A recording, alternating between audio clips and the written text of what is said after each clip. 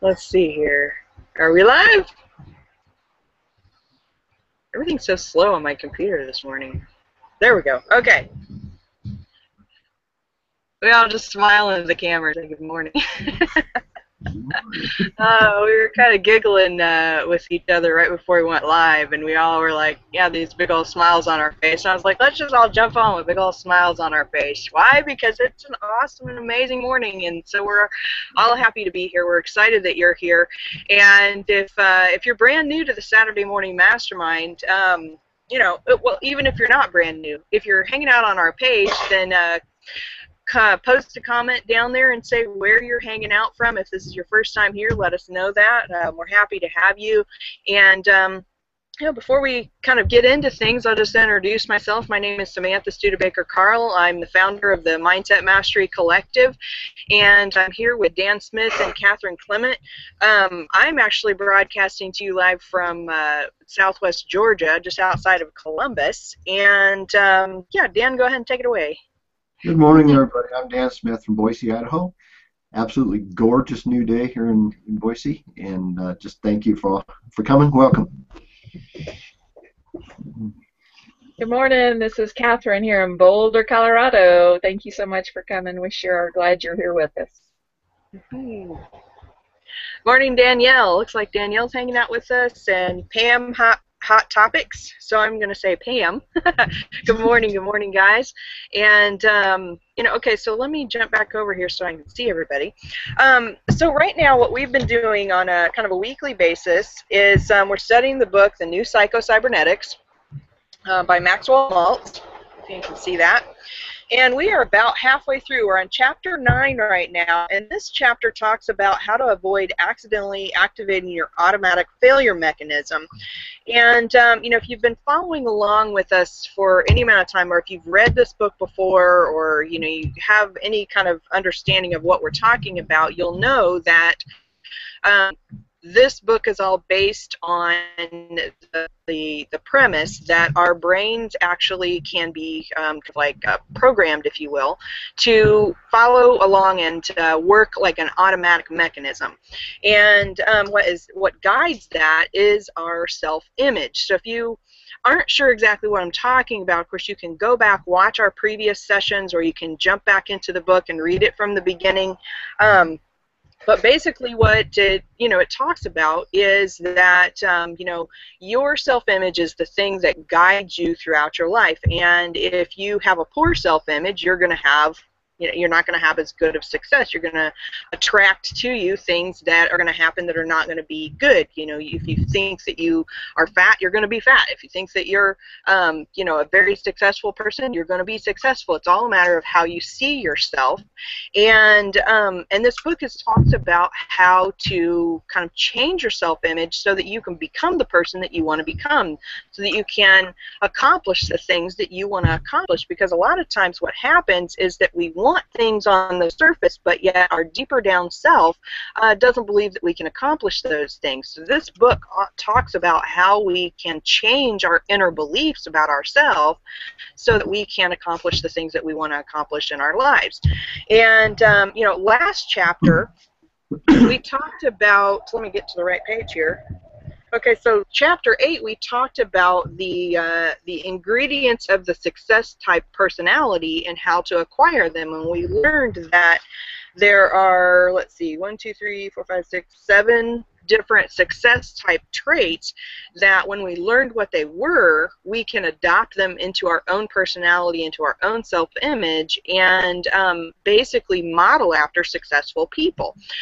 So that mentioned, I'll just kind of read these off briefly. It was talking about having a sense of direction, having understanding, courage, charity, also compassion, esteem, self-confidence, and self-acceptance. And with those different personality traits, it makes it so that you can, you know, if you start to develop those personality traits, then again, like I was just saying, you can become more successful in your life. Before we jump a little bit further, I do want to mention one thing, guys, is that, you know, last week at the end of our our session, I mentioned that there's a site online that is having a sale on some hypnosis audios. And the reason I want to mention that is because, of course, the whole premise of this book is that when you repetitively work on changing your inner game, that's what helps you change your outer game. And so these self-hypnosis audios can help you change your inner game. And the only reason I'm mentioning this is because there is a sale going on right now. You can spend $1 on these hypnosis, $1 per audio, when normally those audios run anywhere from, $19 all the way up to, like 100 and something. I just got about 25 different ones last weekend and spent 25 bucks, and it was like 700 and some dollars worth of audios. And by the way, I don't make any kind of a commission on letting you guys know that. I just want to let you know so that you can take advantage of that. And you can find the information in our group, which is mindsetmasterycollective.com. And when you get in the group, you can look on the left-hand side where it says, I think, resources or recommendations or something like that, and you can find the link to get those hypnosis audios. It's by a guy that is a doctor of, hypnotherapy, and I followed him for a number of years, and he's got some really powerful audios, and I just want to make sure you guys have access to that while they're super cheap, because the sale only goes on for like another day. So anyway, let's go ahead and jump into our next chapter, and I think Catherine was going to go ahead and read this time, unless you guys have something that you want to kind of jump back or rehash out from last week. I feel like we covered last chapter really well over the past couple of times, and I feel like we can just jump right into chapter 9. What do you think? Go for it. Okay. Take it away, Catherine. All right. Chapter 9, How to Avoid Accidentally Activating Your Automatic Failure Mechanism. A person who doubts himself is like a man who would enlist in the ranks of his enemies and bear arms against himself. That was by Alexander Dumas. Oops, wrong way. All right. Humans have boiling points. In my day, many businesses and factories were heated with steam boilers, which were actually one step away from being bombs. Properly regulated, they provided necessary heat economically, but they also had destructive potential. Such boilers had pressure gauges to show when the pressure was reaching the danger point. By recognizing the potential danger, corrective action could be taken and safety assured. Today, similarly, we have nuclear power plants carefully monitored and regulated by computers and humans to prevent that kind of boiling point accident that occurred in Chernobyl. I am told that one of the worst nuclear power plant disasters that almost happened, but was averted in the nick of time, the 3 Mile Island event, was begun by a worker spilling a cup of coffee. I didn't know that. Always, power incorporates danger. The servo mechanism you possess is powerful far beyond your past experience would lead you to believe. The more you learn about it and experiment with it, the more amazed you'll be at its capabilities. However, this power, used constructively and productively as your automatic success mechanism, ASM, has a destructive potential, expressed as the automatic failure mechanism, AFM. We must regulate this power in ourselves, always vigilant and alert for the red marker on its gauge slipping over into AFM territory. Negative emotions are alarms: frustration, rage, overwhelming anxiety, unshakable depression, jealousy and resentment, sloth and the demanding of something for nothing, intolerance and disrespect, and of course self-rejection are all signs that the servo mechanism's gauge is in the red zone. The human body has its own red light signals and danger signs, which doctors refer to as symptoms or syndromes. Patients are prone to regard symptoms as malevolent. A fever, a pain, or the like is bad. Actually, these negative signals function for patients and for their benefit if they recognize them for what they are and take corrective action. Symptoms or syndromes are the pressure gauges and red lights that help maintain the body in health. The pain of appendicitis may seem bad to the patient, but actually it operates for the patient's survival. If he felt no pain, he would take no action to have the appendix removed. The AFM, accidentally awakened and activated, also has its symptoms. We need to be able to recognize these symptoms in ourselves so that we can do something about them. When we learn to recognize certain personality traits as signposts to failure, these symptoms then act automatically as negative feedback and guide us down the road to creative accomplishment. However, we not only need to become aware of them, everyone feels them. We need to recognize them as undesirables, as things we do not want, and most important of all, we must convince ourselves deeply and sincerely that these things do not bring happiness. No one is immune to these negative feelings and attitudes. Even the most successful personalities experience them at times. The important thing is to recognize them for what they are and take positive action to correct course. Do you want me to go on, or?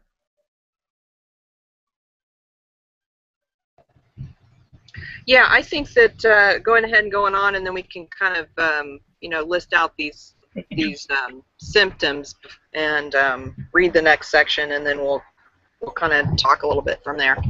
Okay.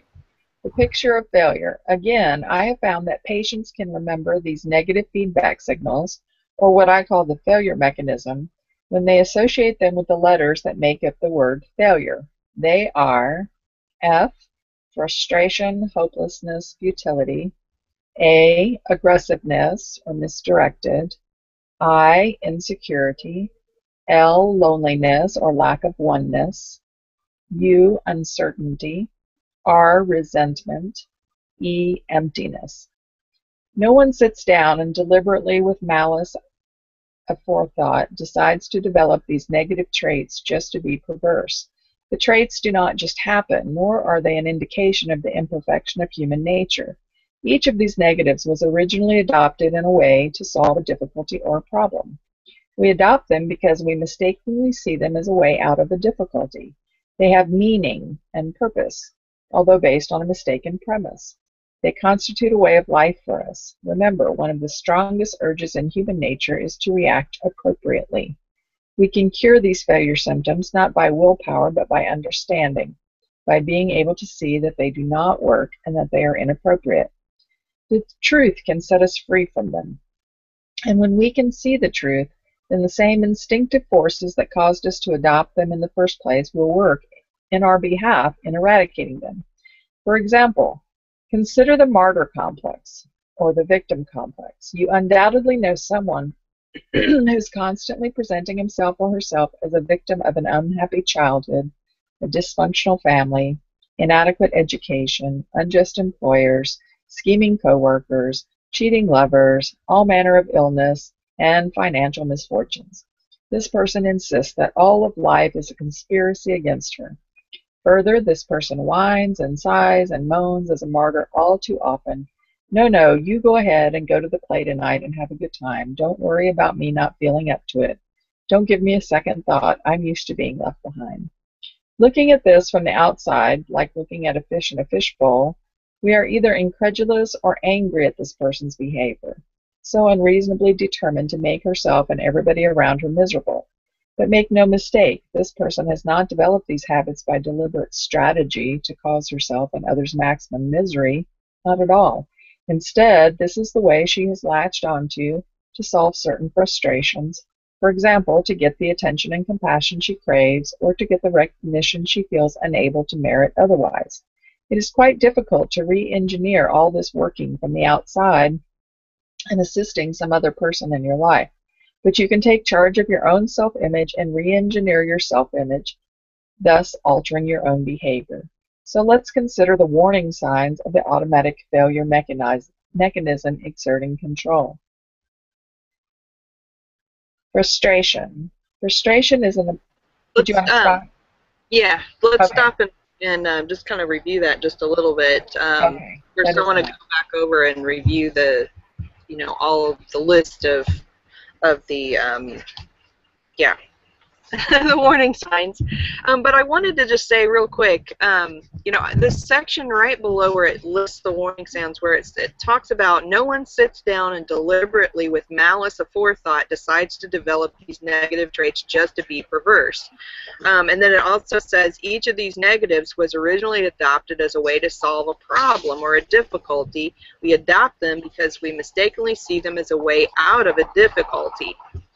I thought that was just a really important thing to remember, just in general, because, you know, I've been reading another book that's called The Art of Happiness, and it was written in combination by a psychiatrist and the Dalai Lama's thought. So it's kind of a combination of the two of them working together on that. And in that book, he talks a lot about developing compassion for others, and that one of the ways to do that is to kind of remember that, you know, everybody has their own experiences in life, and that, you know, just because somebody acts in a way that maybe annoys you or frustrates you or something along that lines, it's not like they're purposely doing it to you. It's just that that's, you know, like it says here, nobody deliberately sits down and thinks ahead of time, I'm going to be an annoying person, you know, right? Is they have these life experiences, and because of them, they tend to adopt these different, you know, personality traits based on those things in their lives. They don't know what else to do. But that's why we're having this Saturday morning mastermind, so that we can start to, when we begin to feel these different traits, is that we can kind of see those as warning signs, recognize them, and not go down the path of becoming that person who, you know, always is all of these different things. So we'll just list them out again. Frustration, hopelessness, futility, aggressiveness or misdirected, insecurity, loneliness or lack of oneness, uncertainty, resentment, and emptiness. And real quick, good morning, Deb. Welcome. Also, I just saw you pop on the page. So guys, what are your thoughts on that?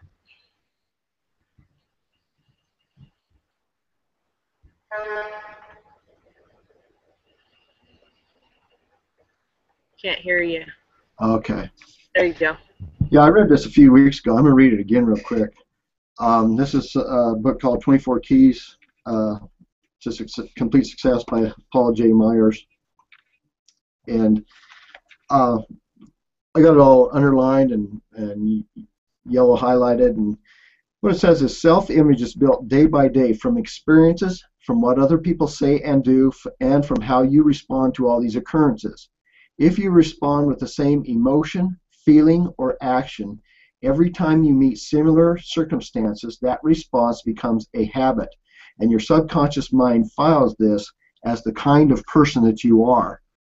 And that really stands out to me because I've got some weaknesses in my life that I've been dealing with for years, and trying to, you know, dig them up and uproot them, so to speak, and get them out of my life. And certain things that we do in life, like you said, Samantha, we don't actually set a goal. I'm going to be the most annoying person on the planet. But we have what we call coping mechanisms. And so, like that book, like the passage I just read there, when you respond to a situation, you meet similar circumstances or situations over and over and over again in life. And somewhere along the line, and I know in my case it started when I was a really small child. And there were certain ways that I learned how to cope with things, and that was my coping mechanism. And over the years, my subconscious mind filed that as the kind of person that I am. And so if you view yourself as an honest person, and the opportunity comes up to steal something and nobody would know, you have the choice. I could either steal that or not steal that. And I'm not saying I'm a thief. That's not. I'm just using this as an example and saying that if you view yourself as an honest person, then no, you're not going to steal that because that's somebody else's property, and you just would not do that to them. And so as a way of a coping mechanism, like that passage that I just read, when you meet similar circumstances, then you go into a certain action mode. Not so much because you've chosen to do that, it's because you have fallen into that, as you might say, a lazy habit or just a habit, but we can also create good habits in our lives, like in the case of being an honest person. Um, just an example, years ago, I mean, I was really, really super hard working on honesty and just being a true person to myself and to everybody else. And there was a circumstance where I went into a bank and was going to, I can't remember, cash check or whatever, but anyway, in the tube, there was a $5 bill. And I had the choice that, well, hey, nobody would know, it's $5. But it's like, no way in the world, that's not my $5, it's not my money. I don't want the money, because living with honesty inside of myself and integrity and knowing that I did the right thing was more important to me to send that $5 back into the teller and say, hey, this was left in the tube here, it's not mine. Hopefully the person that it belongs to will come back and get it. So these different coping mechanisms that we use, one of the things that when I was a little child, you know, if there's something that my mother asked me to do and I really didn't want to do it, you know, I kind of figured out if I whined and cried enough, maybe I could get out of it half the time. And so, you know, that was a habit that I developed as a little child, but that really doesn't serve you very well as an adult, especially since my mother's been dead for 10 years, so I can't go crying and whining to her. And so who am I going to go crying and whining to? If I want to take care of business, I got to go take care of business. And if I want the result of the goal or the dream, whatever it is that drives me in life, then whining and crying about it's not going to get the job done. It's just hoist up the britches and go out and get it on down the highway, get the job done. So anyways, you know, some things that really stood out to me. Let me, sorry, I got to pull my document up here. The very first thing, that very opening line there says, a person who doubts himself is like a man who would enlist in the ranks of his enemies and bear arms against himself. And different coping mechanisms that I've had, it's kind of like I was saying, whining and crying, you know, but really, who's it hurting? If I'm whining and crying and saying, oh, gee, it's too hard, I can't do it, or whatever, you know, who's that hurting? It's not hurting anybody else. It may be hurting my family if it's in a sense where me bringing in income or us taking a vacation or whatever, you know, it's like you've gone over to the enemy side and joined up with the enemy, and you're fighting against yourself. And I was just reading a book. It was either last night really late or early this morning. I can't remember because I read late and I got up early. So anyway, it was talking about the enemies of your success, and it came down to the last portion of that chapter, and it says, and your biggest enemy is you. You know, and there's an old Pogo cartoon says, we have met the enemy and they are us. So we can be, through our own coping mechanisms, we can be our own worst enemy. We can wipe ourselves out and give ourselves all kind of snivelly excuses of why we can't do it. And in my hard copy of the old copy of PsychoCybernetics, I was reading through that a couple of years ago, and there's a portion in there, and it's talking about your coping mechanisms. And I actually drew a little meter on there. And if you can visualize a meter, and it's flat on the bottom, and then it's a half a circle on the top, and then it's got little hash marks, and it's got a needle, and the needle goes back and forth, and you can get over so far, and then it gets into red line, like a gauge on a car. You know, maybe your motor's overheating. And I realized I drew this meter, a little picture of a meter on there, and I have some red line places in my own life where I get into an uncomfortable situation out of my comfort zone, and that's when you get into red line on the meter scale, and what do? We run back to our comfort zone. And so that's the reason why we're reading these things, these books. That's why we listen to audios that we do, in order to set goals that are outside of our comfort zone, to put ourselves in an uncomfortable situation in order to drive ourselves to do the things, to get the things that we want, even though it's not comfortable, and you keep doing it until it becomes comfortable, and then that's your new comfort zone. And then you expand that comfort zone a little bit farther. So anyway, I'm going to turn it over to somebody else. Didn't mean to take over the whole conversation here. Do you want to add anything else, Catherine? Oh goodness, I don't know what I want to say right now. It's You know, I guess we live in a world of duality right now. And so there's always so many ways of looking at something. And like you said, Dan, we develop our coping skills as children. And so as an adult, when we recognize that those coping skills aren't serving us any longer, just because something's true doesn't mean that it's good for us, or, you know. So things can be right and things can be true, but it doesn't necessarily mean that it's good for us or it's for our best interest. But once we, as an adult, once we recognize, we see these patterns in ourselves, and we say, and we even see, oh yeah, well, that came from when I was 5 or whenever.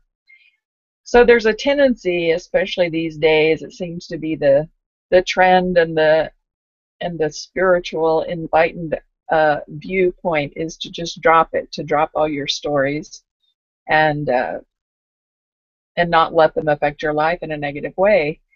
But what I've found from working with different people, and especially myself, and seeing things mirrored back at me, is that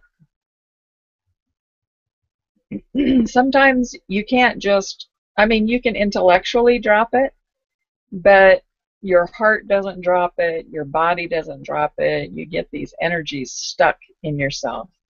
And they can manifest in a lot of different ways. And so something that I'm looking at currently is way back to many, many years ago when we all learned about revisiting our child.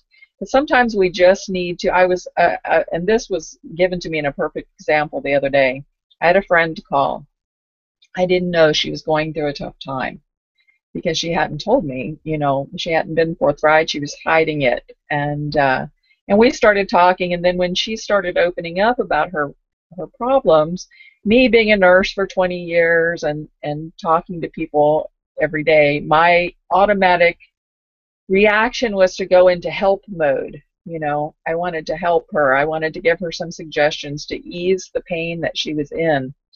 And in a cry of desperation, she said to me, she said, "Please, I don't need advice. I just need someone to listen." And I'm so glad she said that to me, because it really, that is exactly what she needed. And so for the next hour, I just listened and let her vent, and it was good for her, and it was good for me. And it was a really good reminder that sometimes we just need to acknowledge that part of ourselves. You know, I heard someone say the other day, if a 5-year-old were standing in front of you with just a broken heart, just streaming tears down, you know, just sobbing uncontrollably, if they were standing there in front of you, would you look them in the eye and say, "You should just drop that. You know, it's really just some karmic shit from your last life"? I mean, honestly, sometimes we need to be a little bit more compassionate with ourselves.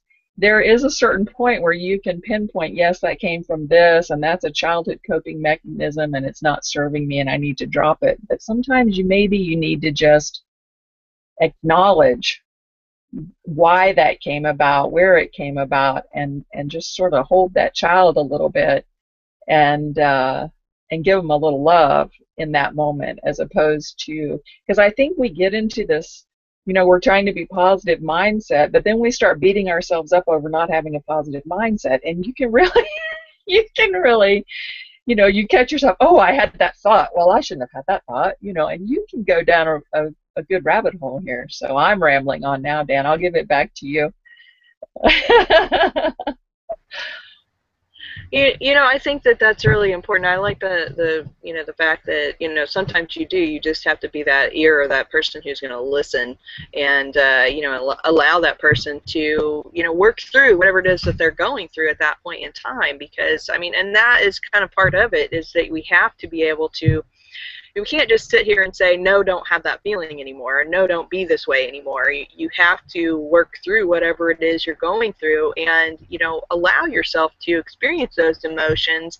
But the key, I think, particularly with this chapter where it's talking about, identifying these traits as, let's say, identifying the traits that could activate your automatic failure mechanism. It's just recognizing that you are going through this, situation that you're going through, and trying to redirect yourself to respond in a different way in the future so that you aren't continually going down that same path and having the same experience over and over and over again.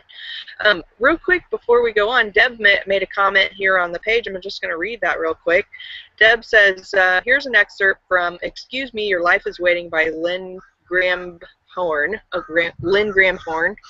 And it says, negative vibration of any kind, of any intensity, from any excuse means we've cut ourselves off from life. We're existing but not living. Big difference. Negative vibrations mean we've shut ourselves off from source. And, I think that that's so powerful to recognize, is that,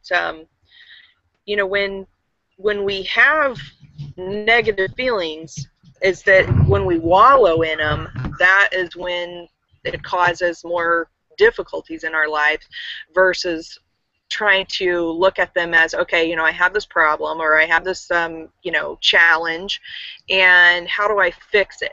Because a lot of times we'll just have something happen and we'll just wallow in pity with ourselves, and, we can work on those things. We all have negative experiences in our lives, but when we work on focusing on the solution versus, wallowing in the problem, that's when we can make positive changes. And so, Dan, I mentioned when you were talking about imagining a meter.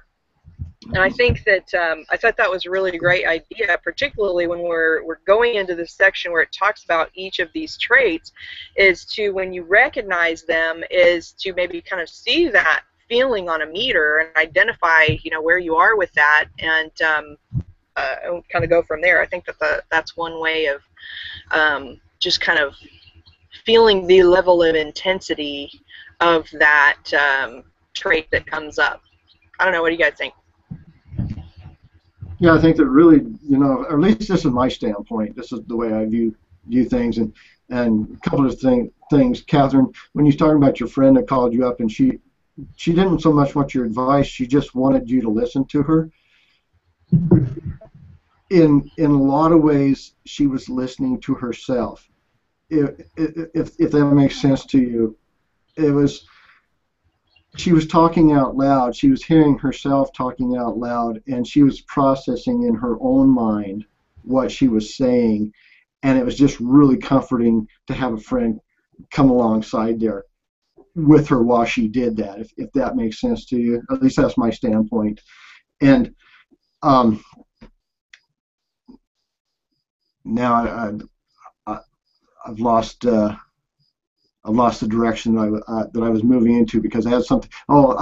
Basically, what I was starting to say was that really, in effect, what we're doing is we're learning how to reset the control knob on our own subconscious mind, because the subconscious mind takes at face value everything that you say, and so when you're making a negative comment about yourself, your subconscious is listening, and when you're making a positive comment about yourself, your subconscious is listening. And no matter what the comment you make to yourself about yourself, the subconscious takes that and it processes that, and then tries to make that the type of person that you are. You accept that I am this type of person. I can't change. This is the way I am. Love me or leave me, whatever. And so really what we're doing in effect when we're reading the books we read, listening to the audios that we listen to, going through the exercises that we do, really in effect you're resetting the subconscious mind to a new normal, a new normality. And it's like years ago I went through a period of about 11, 12 years, whatever it was, where I smoked a lot of dope. Well, there was a time in my life when I didn't smoke dope, and so not smoking dope was normal. And then it became a time when I began in that process, and I reached a point where that wasn't serving me for me personally anymore, because it was really, I couldn't think anymore. It was destroying my life. And I reached a point where I wanted to quit, but now being stoned 24 hours a day, 7 days a week was my new normal. And to move from what had now become my accepted norm to move to a point where I wasn't using that as a normal thing in my life anymore, it was a really a difficult process for me to reach a point where being straight was now the new norm again. And because it had reached a subconscious point in my life where I had to have it just to feel normal. And now, you know, it's been 32 years ago since I gave it up, but to me, not being stoned every day, 24 hours a day, 7 days a week, is a new normal.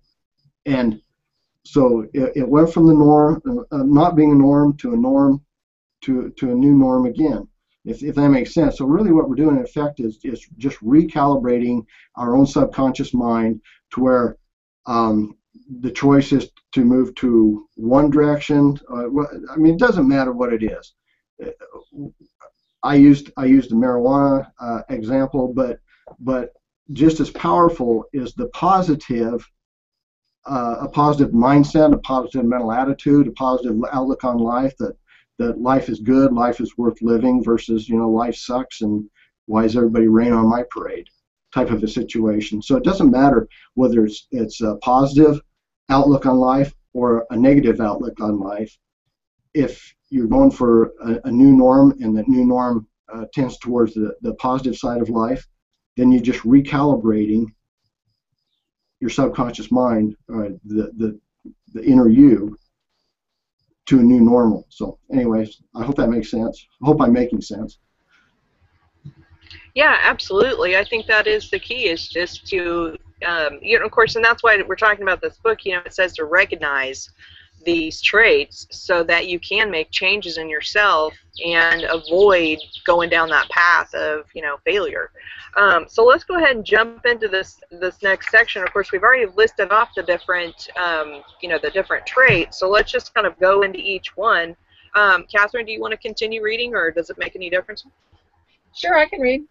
Okay. All right. Frustration is an emotional feeling that develops whenever some important goal cannot be realized or when some strong desire is thwarted. All of us must necessarily suffer some frustration by the very fact of being human, and therefore imperfect, incomplete, unfinished. As we grow older, we should learn that all desires cannot be satisfied immediately. We also learn that our doing can never be as good as our intentions. We also learn to accept the fact that perfection is neither necessary nor required, and that approximations are good enough for all practical purposes. We learn to tolerate a certain amount of frustration without becoming upset about it. It is only when a frustrating experience brings excessive emotional feelings of deep dissatisfaction and futility that it becomes a symptom of failure. Chronic frustration usually means that the goals we have set for ourselves are unrealistic, or that the image we have of ourselves is inadequate, or both. Practical goals versus perfectionist goals. To his friends, Jim S. was a successful man. He had risen from stock clerk to vice president of his company. His golf score was in the low 80s. He had a beautiful wife and 2 children who loved him. Nevertheless, he felt chronically frustrated because none of these measured up to his unrealistic goals. He himself was not perfect in every particular, but he should be. He should be chairman of the board by now. He should be shooting in the low 70s. He should be a perfect husband and father, that his wife would never find cause to disagree with him, and his children never misbehave. Hitting the bullseye was not good enough. He had to hit the infinitesimal speck in the center of the bullseye. You should use the same technique in all your affairs that pro golfer Jackie Burke recommends in putting, I told him. That is not to feel that you have to pinpoint the ball right to the cup itself on a long putt, but to aim at an area the size of a wash tub. This takes off the strain, relaxes you, enables you to perform better. If it's good enough for the professionals, it should be good enough for you. His self-fulfilling prophecy made failure certain. Harry N. was somewhat different. He had won none of the external symbols of success, yet he had had many opportunities, all of which he muffed. 3 times he had been on the verge of landing the job he wanted, and each time something happened. Something was always defeating him just when success seemed within his grasp. Twice he had been disappointed in love affairs. His self-image was that of an unworthy, incompetent, inferior person who had no right to succeed or to enjoy the better things in life, and unwittingly he tried to be true to that role. He felt he was not the sort of person to be successful and always managed to do something to make this self-fulfilling prophecy come true. Frustration as a way of solving problems does not work. Feelings of frustration, discontent, dissatisfaction are ways of solving problems that we all learned as infants. A hungry infant expresses discontent by crying. A warm, tender hand then appears magically out of nowhere and brings milk. If he is uncomfortable, he again expresses his dissatisfaction with the status quo, and the same warm hands magically appear again and solve his problems by making him comfortable. Many children continue to get their way and have their problems solved by overindulgent parents, merely by expressing their feelings of frustration. All they have to do is feel frustrated and dissatisfied, and the problem is solved. This way of life works for the infant and for some small children. It does not work in adult life.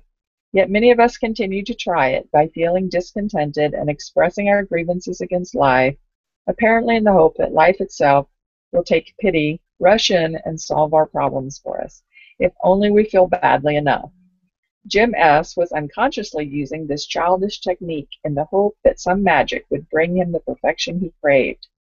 Harry N. had practiced feeling frustrated and defeated so much that feelings of defeat became habitual with him. He projected them into the future and expected to fail. His habitual defeatist feelings helped create a picture of himself as a defeated person. Thoughts and feelings go together. Feelings are the soil that thoughts and ideas grow in. This is the reason that you have been advised throughout this book to imagine how you would feel if you succeeded, and then feel that way now. Infant behavior is inappropriate for adult life, and you must rise above it by setting goals and working toward them. When you zig or zag off course in any way, you dare not lie there in the weeds, crying like a baby, demanding and waiting for some warm hands to come along, gently brush you off, and put you back on your path, headed in the right direction. You must exhibit strength of self-image and determine to pick yourself up, replot your course, and restart your travel toward your chosen goals. You must exhibit self-acceptance so that you can acknowledge having made mistakes, having zigged when you should have zagged, rather than self-rejection, which requires the masquerade of placing blame. You must not permit a fog bank passing through to obliterate the beacon light of your goals. You think we should just do one at a time? Those are kind of long. They are a little bit long. Yeah, we can do that. We'll just kind of see how it goes. I think there's a bunch of good passages in that section that we can kind of go back over. One of the things that came up for me is when it was talking there at the beginning of let's see, I don't know where it said it, but basically he was saying that this one individual was expecting too much of himself. He had too lofty of goals for, he was expecting to be perfect instead of just trying to be better than he already was, and it's interesting because just this past week we were having a mastermind with some team members, and our team leader was like, look, don't set a goal that's so high that it doesn't seem realistic. Set a goal that is just beyond what you have accomplished previously in the past, and then when you reach that goal, then set a slightly higher goal, and then each time set a slightly higher goal, because a lot of times we'll set this lofty goal for ourselves that we've never even come close to being anything like, and when we do that, we literally will set ourselves up for failure. So I thought that was just a really or we set ourselves up for frustration. Yeah, that's probably a more accurate, saying, I guess you could say. But I thought it was interesting. It says in here, it's only when a frustrating experience brings excessive emotional feelings of deep dissatisfaction and futility that becomes a symptom of failure. Chronic frustration usually means that the goals we have set for ourselves are unrealistic, or that the image we have of ourselves is inadequate, or both.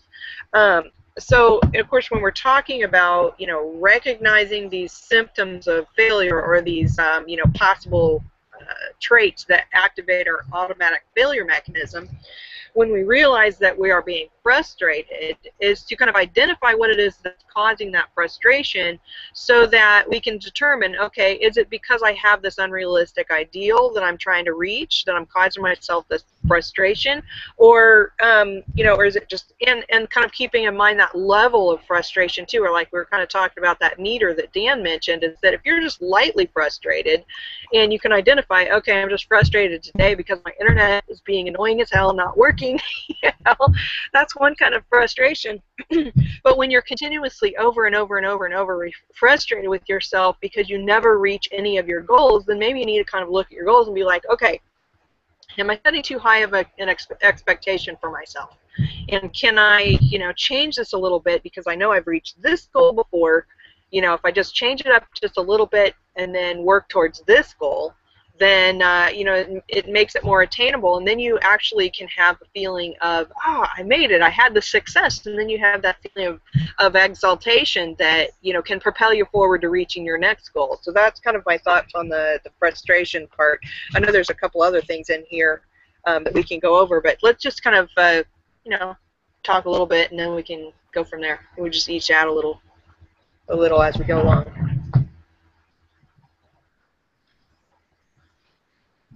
Yeah, I have to admit I'm a perfectionist, and really what kind of leaned me towards that is I was in the house painting business for 36 years, and I owned my own company for 26 years. And for me to get paid on a house, that house had to be finished. It had to be painted 100%, and then I would get paid. And I didn't like to go back, and so I kind of developed a habit of, when I walked out of that house, I wanted it to be so perfect that the homeowner could go in and look the thing over with a fine-tooth comb and not find anything wrong with it. And that developed this really perfectionist tendency in me. And so that has really become a problem with me. And I have some really high goals in life. And so the frustration level in me sometimes, admittedly, is really high, because I have these super high goals in life, but it's in a total different area of life now than in the construction or in the painting industry. It's 100% out of it. So I do spend some of my time frustrated because I have these really high goals, and I'm a perfectionist. I'm shooting for perfection before I get started in certain areas, and that holds me back in life, and so then you go into this whole frustration cycle and beat yourself up. When I first started my painting company, I knew how to do every single job, but I didn't hardly know how to put it all together on my own by myself, because I always had a boss for the first 10 years. And so whenever I got a job completed, I go to the boss and I say, well, hey, what do you want me to do now? Because I really didn't know the direction that the boss wanted the job to go in. But when I started my own company, I didn't have a boss to go to any longer. And so I had to list out all the various jobs that it took to paint a house, from very beginning to the very end. And then I had to study that list, and I had to put it into an order of importance. From the very first moment that you walked on a job, where did you start? And from the very last thing that you did when you walked off the job, what was the order of importance of each one of those things? And, after 26 years of running a company, I was running a very substantial painting business. But I couldn't have done that in my first 2 or 3 years, because I had to go through and I had to learn the groundwork, all of the little nuances of each particular portion of the job that had to be done. And so really I've beat myself up going out of the painting business and coming into a whole new industry. I've beat myself up because of my perfectionist tendencies. And that's one of the things that I have to work on personally, is to not expect absolute perfection of myself, to break down a great big goal into little, it's called chunking it out, chunking your goal down into smaller bite-sized pieces. And if you want to look at it along this line, you know, when you graduate from high school, you don't start out in kindergarten as a graduate. You go to kindergarten and you go through first grade, second grade, all the way up through grade school, junior high, and through high school. And each day comes and you do today's work today, and you do tomorrow's work tomorrow, and over a period of 12, 13 years, whatever, you go from kindergarten to graduation. And so chunking the goals down, taking a great big goal, and learning how to turn it into bite-sized chunks. So anyways, I'll turn it over to you, Catherine. Yeah, this takes us right back to being our own worst enemy, doesn't it? Because, and I think someone like you, Dan, well, all of us here have all had very successful careers prior to this whole internet, Google Hangout, you know, scene, right? I was a nurse for 20 years. You were painting, you were a dog groomer, and or I don't know if you did cats too, but an animal groomer. And then there's other parts of our lives that we haven't even shared with each other yet where we were very successful. And I think the tendency is because we were so good at something, you know, we expect we can jump into anything and just be so good at that. And we don't consider that, you know, we're back to the 5-year-old in kindergarten, and we really have to be patient with ourselves and stop comparing ourselves to all these people who have already graduated with a master's, that they had to go through all these steps. We just see them in their master position and we think, oh, we should be like that, and we don't realize we're still back here at kindergarten. You know, we have to take it one day at a time.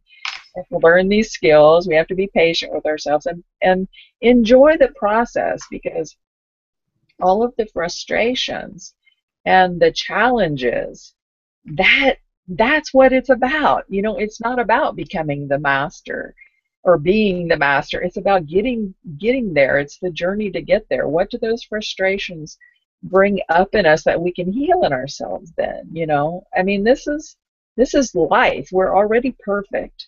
You know, we come into this world perfect. It's learning how to be human that we have to. That's what we're trying to figure out here, is how to be human. We're already, you know, divine perfection. So we just need to be, part of being human is compassion, and that goes for compassion for ourselves as well. What do you think, Sam? Yeah. Oh, wow. I totally agree with you there, Catherine, and you know, particularly the part of having compassion for ourselves, and you know, we all have frustrations, and we set these goals for ourselves, and when we don't attain them, we want to beat ourselves up for it. But, you know, having that compassion for ourselves is so important, because, you know, like you said, yes, we are divine beings, but yet we're living a human life, and as humans, we're not perfect, and we have to accept that, and we also have to realize that every moment of our life is some level of growing towards becoming more. And, you know, we can actually hold ourselves back by expecting too much from ourselves. You know, just like a person who, you know, gives themselves too much work and can cause themselves stress, and they actually make themselves ill because of it.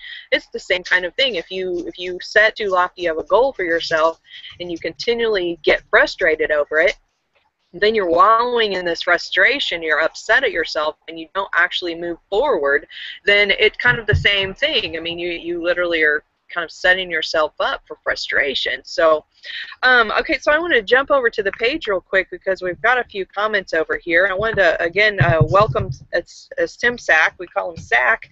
And Sack said a little bit before, when we were on a slightly different topic, he says, maybe that should be utilized more. If you're anxious about something and need to cry, then cry. Just Just don't, or don't just forget about it and act like it isn't important. Your emotions are varying too much weight.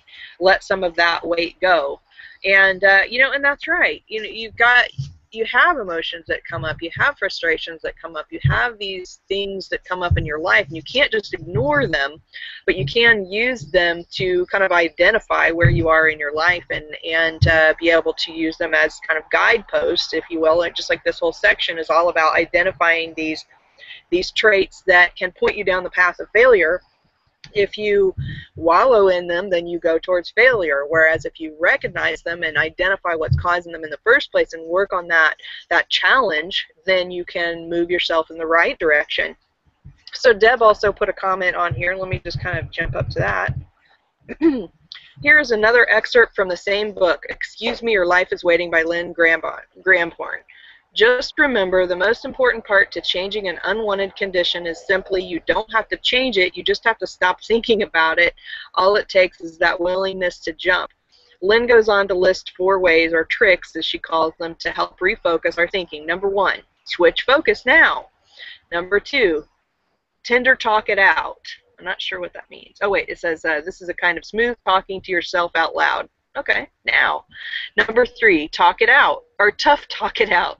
This is a tough love kind of talk, again, out loud. Now, oh, okay. Number 4, do something fun now. If nothing else helps, get physical, move, go for a walk, work in your garden, do something until you feel the shift. And she says, I believe you need to allow yourself to feel the feelings, but it's important to move to something else before the wallowing begins. Yes, amen to that. Those are some really cool tips, actually. And you know, those are some excellent ones. And by the way, Deb, if you wanted to go ahead and take that, copy that both of the things that you posted on this page, and you know, post them in the Mindset Mastery Collective, that would be awesome. You know, that way other people other than just the folks that are hanging out with us today will be able to see what you've posted there. And I encourage any of you who are watching our hangout, if you're not already a member of the Mindset Mastery Collective, which is our Google Plus community, go ahead and jump over there. It's mindsetmasterycollective.com. It's all one word. And you know, join our community, share your thoughts in the community on the topics that we've been discussing with this book or any other personal development books that you're reading. You know, we've all kind of mentioned different books that we're studying right now.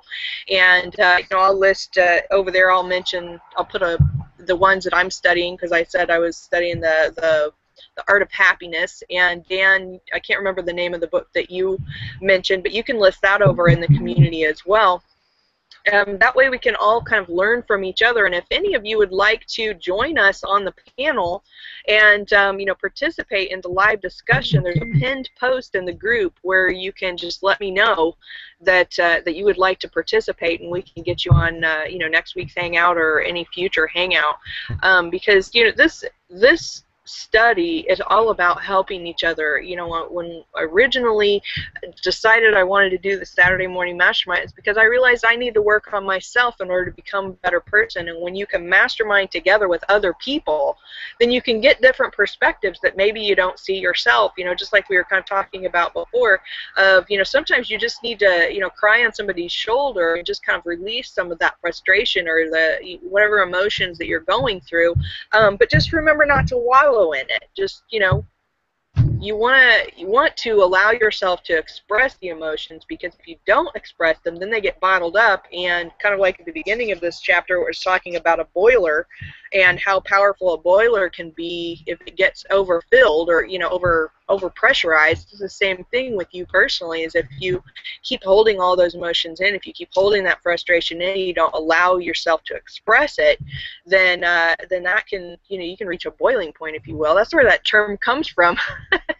I think, is you know, get to that point and you just explode out on everybody. You know, you don't want that, obviously, because then you've allowed your frustrations to go way into the red on that meter that we've been talking about, and you know, you don't want that. So we're right at the top of the hour, so I want to go ahead and just ask Dan and Catherine if you guys want to add anything else before we wrap this up for today. You can jump in right now. It doesn't matter if we go over a little bit. The only thought that come to my mind was that whatever we whatever we focus on is what grows in our experience, whether you fear it or revere it.